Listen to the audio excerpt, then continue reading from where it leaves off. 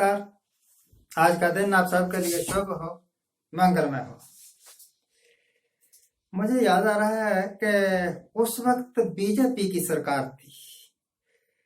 अडवाणी साहब शायद उस वक्त डिप्टी प्राइम मिनिस्टर थे, आई थिंक सो। जब पार्लियामेंट पर टेररिस्ट अटैक हुआ था, मुझे जहां तक नॉलेज है, जब जब भी कांग्रेस की सरकार रही 1947 से लेकर जब जब भी कांग्रेस की सरकार रही, बहुत बारी रही, ना तो कभी पार्लियामेंट पर कोई ऐसा अटैक हुआ और ना ही कभी किसी ने कोशिश की कि लाल किले पर अपना झंडा फहरा दे। मैं उस पॉइंट ऑफ व्यू से नहीं बोल रहा कि किसानों ने लाल किले पर जाके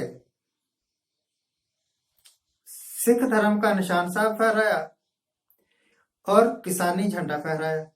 नो, ये बात नहीं है मेरी बात तो यह है कि आज तक कभी ऐसी नौबत ही नहीं आई। ये कहते हैं, मैं तो नहीं कहता था, ये कहते हैं कि लाल किला जो है ना वो राष्ट्रीय धरोहर है, नेशनल प्रॉपर्टी। तो अगर ये राष्ट्रीय धरोहर है, अगर ये ऐतिहासिक तौर पर हमारे वास्ते बहुत महत्वपूर्ण चीज है, और अगर ये वही लाल किला है जहां पर कई दशकों से देश के प्रधानमंत्री देश को संबोधित करते रहे, तो इसकी तो पूरी सेफ्टी, पूरी सुरक्षा होनी चाहिए। फिर वो कौन शख्स था जिसके इशारे पर किसान आंदोलन के कुछ लोग, सारे नहीं, कुछ लोग भटके, और भटका भी ऐसा कि वो दोस्तान, क्या बोलते हैं, आईटीओ बोलते हैं, जो कुछ भी होगा, दिल्ली का केंद्र है वो, वहां पहुंच गए अपना मेन रूट छोड़ के, जो असाइंड रूट था वो छोड़ के लाल किले पर पहुंच गए। क्या उस वक्त पुलिस नहीं थी? क्या पुलिस इनको रोक रही थी? किसके इशारे पर इन किसानों को आगे आने दिया गया? और पुलिस की मौजूदगी में 2-3 लड़कों को वहां पर निशान साहब चलाने दिया गया। किसानी आंदोलन का जो ट्रेडमार्क है, झंडा है, वो चढ़ाने दिया गया।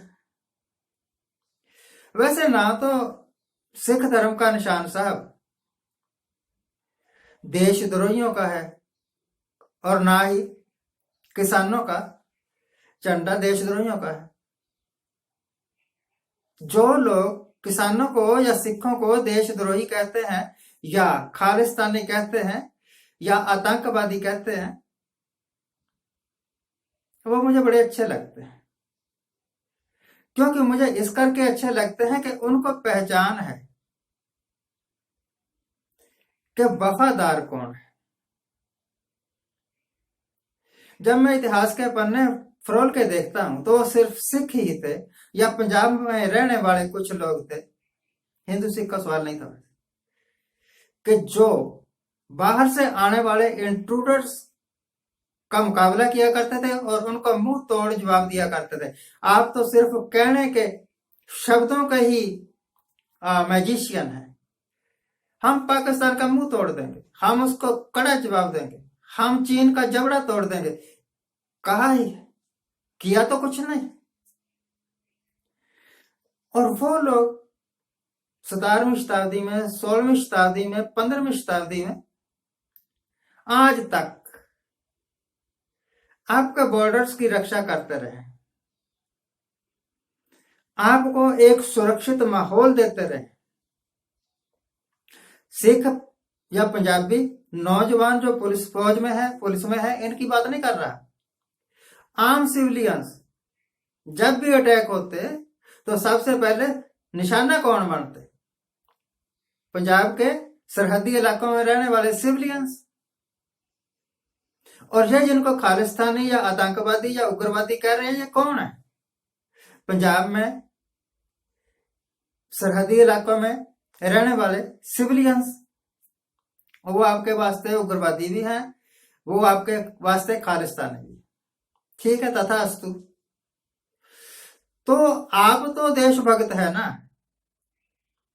आपको तो देश की पूरी फिक्र है।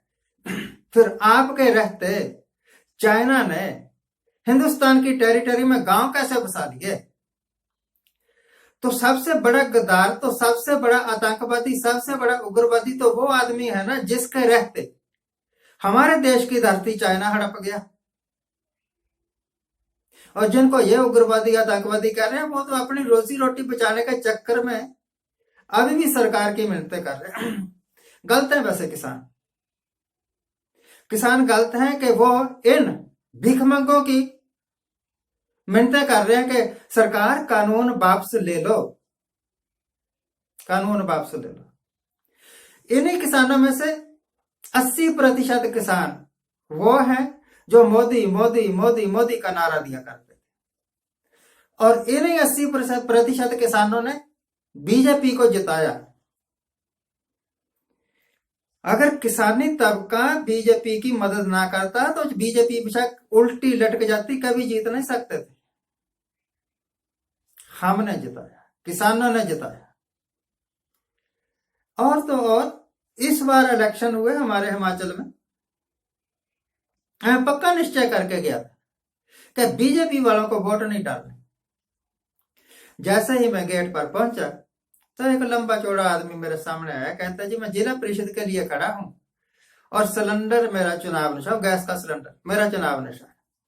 मैंने देखा बंदा तो जेंटल लगता है, मैं कहा ठीक है मैं डाल दूंगा तेरे का वोट। एक और था, मैं बीडीसी के लिए खड़ी हूं, ये मेरा चुनाव निशान। मैंने देखा लगती तो जेंटल है, मैं डाल दूंगा तेरे का वोट।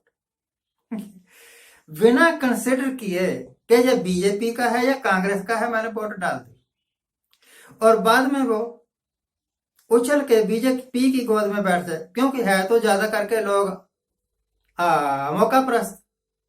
तो मैं तो नहीं ना कुछ कर सकता, हमने तो वोट डाली थी, आपको राजगद्दी पर बैठाया था, और आप उछले और उछल के कुछ पूंजीपतियों की गोद में जाके विराजमान हो गए। और वो जिन्होंने आपको राजगद्दी प्राप्त करने में आपकी मदद की दिलो जान से, उन्हीं के ही दुश्मन बन बैठे हैं। ऐसे उदाहरण हैं, इतिहास में ऐसे उदाहरण आपको मिल जाएंगे, जब बेटा ही माँ का दुश्मन बन गया और माँ का कत्ल कर दिया, बेटा ही बाप का दुश्मन बन गया और बाप का कत्ल कर दिया। ये वही है, ये वही है। हमने इनको राजगद्दी पर बैठाया किसान भाइयों, और हमें ही मारने पर तुले हुए। फिक्र ना करिए, आप नहीं मरेंगे। जिस दा साहिब डाडा होए उसनु मार ना सके कोई। हाँ, ये फसली बिटेरे यही मरेंगे, मौत नहीं मरेंगे। कि हाँ जी, एक तो होता है मौत, डेथ हो गई, और एक वो मौत होती है आत्मिक मौत। शरीर जिंदा है परंतु उसको पूछने वाला कोई नहीं। एक दिन आएगा इनको कोई नहीं पूछेगा, क्योंकि ये जन विरोधी है, ये किसान विरोधी है, ये मजदूर विरोधी है, ये दलित विरोधी है। जब आप सारे इकट्ठे हो जाएंगे ना और इनको उखाड़ फेंकने का अपने मन के साथ, किसी दूसरे के साथ नहीं, अपने मन के साथ वायदा कर लेंगे, तो ये 4 दिन भी नहीं रहेगी सरकार गई। अब कोई अडानी, कोई अंबानी, कोई अडानी चाहे जितनी मर्जी यात्रा निकालते रहे, रथ यात्रा वगैरह, कुछ नहीं बनेगा।